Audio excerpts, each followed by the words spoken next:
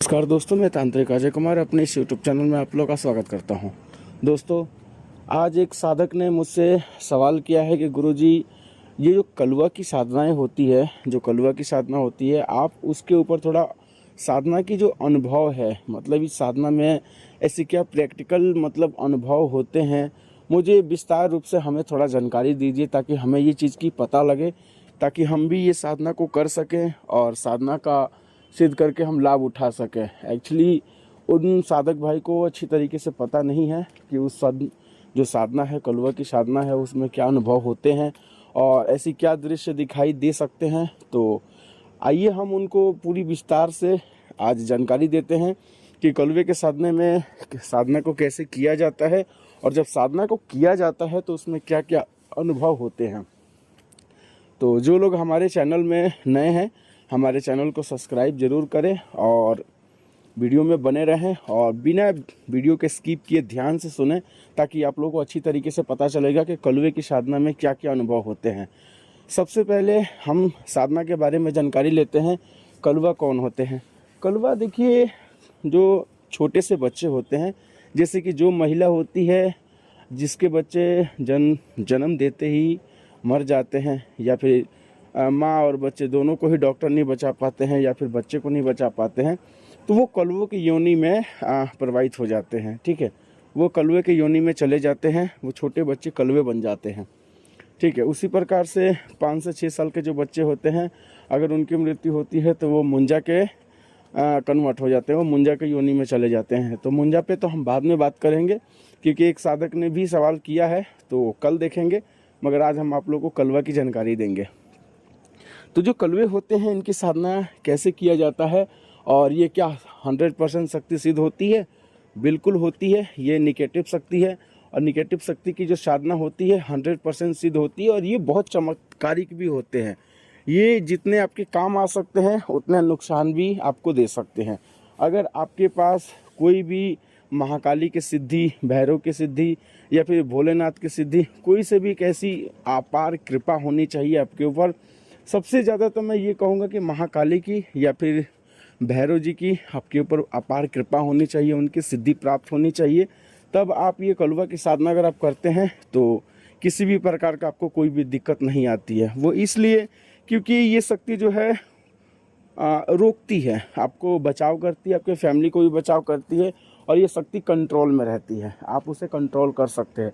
अगर आप नए साधक हो और आप अगर सोचते हो कि हम डायरेक्ट कलवे की साधना करें, तो हम उनसे यही कहेंगे कि आप कलवे की साधना आप ना करें। तो हम बढ़ते हैं साधना की ओर कि साधना को कैसे किया जाता है। देखिए, साधना को करने से पहले घर पे शनिवार के दिन, अमावस्या के दिन आप ये साधना को कर सकते हैं। बाकी विशेष दिन होली, दिवाली, पूर्णिमा, अमावस्या, ये विशेष दिन होते हैं जो ये साधना 3 दिन की होती है। आप आराम से 3 दिन की ये साधना कर सकते हैं। जो कलवे की साधना होती है 2 तरीके से की जाती है। एक तो नॉर्मली साधना की जाती है, बस ऐसे ही एकांत कमरे में बैठ के और पूजा की सारी सामग्री वगैरह लगा के आप इसकी साधना कर सकते हैं। और दूसरा पुतला बना के साधना किया जाता है। ठीक है, तो हम आपको जो मैं अपने तरीके से जो मैंने साधना करी है उस तरीके से मैं आपको बताऊंगा कि मैंने इस साधना को कैसे किए हैं और इसमें क्या अनुभव रहे हैं। देखिए, जो मैंने साधना किया, तो सबसे पहले तो आपको शमशान में जाना है या फिर किसी भी चौराहे पे जहाँ पे बच्चे वगैरह ये जो दफनाए जाते हैं वहाँ पे। तो वहाँ पे जाने के बाद से शाम को 6-7 बजे, 8 बजे के टाइम पे, ठीक है, या फिर सुबह के टाइम आप चले जाओ, ज़्यादा अच्छा रहेगा। सुबह का टाइम आप शनिवार के सुबह सुबह ही चले जाओ। जाने के बाद से आप वहाँ पे जाके आमंत्रित कराओ कि हे कलवा, मैं शाम को तुम्हें लेने आऊँगा, तुम मेरे साथ चलना और जो भी मेरे कार्य को है सफल बनाना, मेरी साधना को सिद्ध करना। हाथ में कुछ पीला चावल लेके जाना, वहाँ पे डाल के वापस आ जाना। फिर शाम को आप 8 बजे वहाँ पे जाना और वहाँ पे बोलना कि हे कलवा, मैं तुम्हें लेने आया हूँ, तुम मेरे साथ चल और जो भी है मेरी साधना को सफल बना। पीछे बिना देखे आपको अपने घर आ जाना है और एकांत कमरे में, जैसे कि घर ऐसा होना चाहिए जिस घर में कोई ना रहते हो, एकांत कमरा हो और उस घर में फैमिली वगैरह कोई भी ना रहता हो, घर खाली हो, ऐसा कोई जगह, या फिर खंडर वगैरह हो, या फिर घर से बाहर भी कर सकते हैं, कोई दिक्कत नहीं है। साधना की संपूर्ण तैयारी आप करो। साधना में मतलब जो आप वहाँ से मिट्टी उठा कर लेके आओगे शाम के टाइम, जब आमंत्रित किए हो तो वहाँ से शाम के टाइम कुछ मिट्टी भी वहाँ से चावल सहित उठा के लेके आनी है आपको। और फिर उसके बाद से आटा है, आटा में डाल के उसको अच्छी तरीके से पुतला बनाना है, ठोस बनाना है। फिर उसके बाद से उसको एक परात में दूध डाल के उसमें पुतले को खड़ा करके बाकी जितनी भी सामग्री है साधना की अच्छी तरीके से तैयार करके, और आपके पास सुरक्षा कवच अच्छी तरीके से होनी चाहिए, पूरा घेरा लगा के फिर उसके बाद से आपको साधना की आरंभ कर देनी है। अपना जो भी है इष्ट देव गुरुदेव अपनी पूजा करनी है, फिर कलवे की आवाहन करनी है, उसको भोग प्रसाद लगानी है, फिर उसके बाद से मंत्रों का जो है जाप करना स्टार्ट करनी है। जब इतना सारा चीज़ करने के बाद से जब हमारा जो साधना स्टार्ट हुआ तो अनुभव पे हम आप बात करते हैं कि अनुभव क्या हुए। तो अनुभव में देखिए, पहला दिन आपको बहुत सारी बच्चे को रोने की आवाज़, दरवाज़ा खटखटाने की आवाज़, ऐसी सारी चीज़ आपको अनुभव होते हैं। और जब आप साधना में वहीं पे जब सो जाते हैं तो सपने के माध्यम से बहुत सारी ऐसी चीज़ें हैं कि ऐसा लगेगा कि आप शमशान में गए हुए हैं। आपको बच्चों से मतलब जितने भी सारे बच्चे हैं मतलब बहुत ज़्यादा शोर सुनाई, मतलब बच्चों को रोने की सबसे ज़्यादा शोर सुनाई देता है।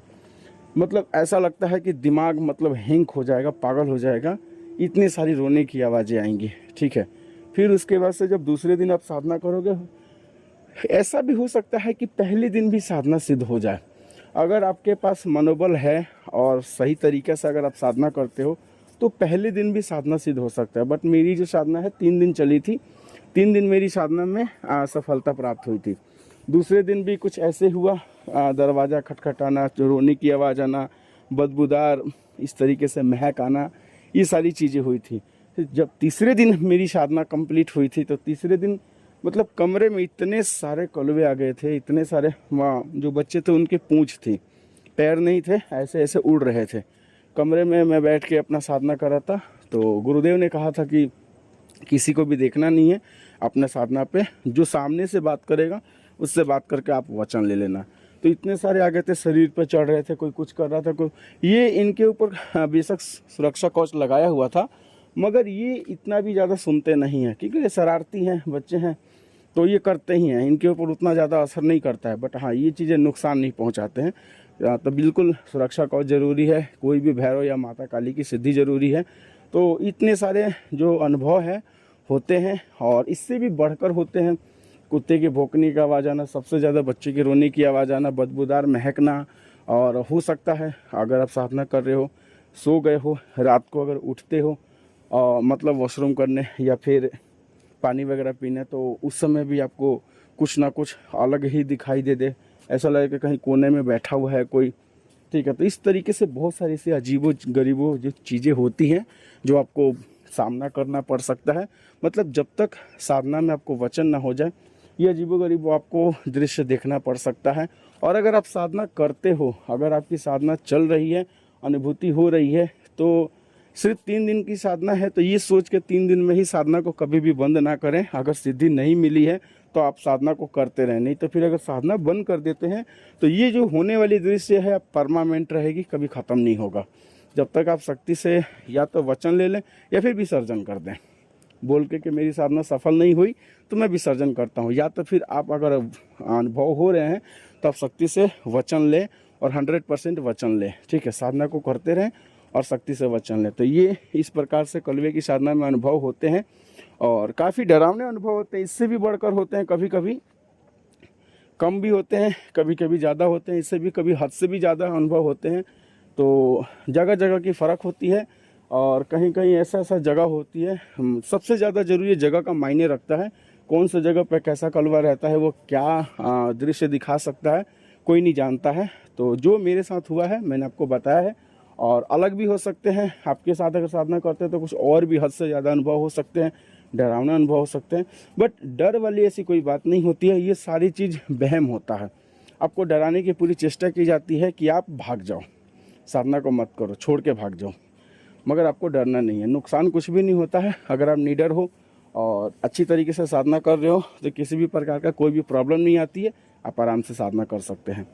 तो किसी भी व्यक्ति को अगर कच्चे कलवे की साधना करनी होगी तो आप हमारे नीचे दिए हुए नंबरों पे कॉल करके आप हमसे बात कर सकते हैं और अच्छी तरीके से इसकी साधना सिद्ध करके कलवे चमत्कारिक होते हैं, आप अपने जीवन में लाभ उठा सकते हैं।